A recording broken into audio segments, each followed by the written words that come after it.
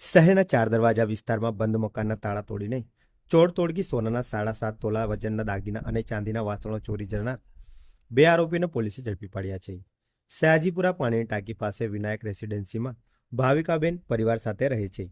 તેમનું એક ઘર માંડવી બાજવાડા ખાતે પણ છે. તેમના મકાનમાંથી ચોર તોડકી 7.5 તોલાના સોનાના દાગીના તથા ચાંદીના વાસણો મળી કુલ રૂપિયા 1.96 લાખની મત્તા ચોરી ગઈ હતી. જે અંગે સિટી પોલીસ સ્ટેશનમાં ગુનો દાખલ થયો હતો. દરમિયાન ડીસીબી પોલીસ સ્ટેશનના પીઆઈ આરજી જાડેજાએ તપાસ હાથ ધરી હતી.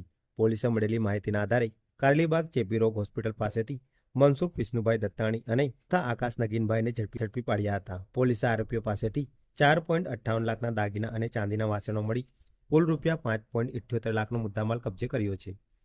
આરોપીઓ અગાઉ પણ ચોરીના ગુનામાં પકડાયા હતા. ઉલ્લેખનીય છે કે ચોરી માત્ર 1.96 લાખની હતી, જ્યારે આરોપીઓ પાસેથી 5.78 લાખનો મુદ્દામાલ કબજે કરવામાં આવ્યો છે.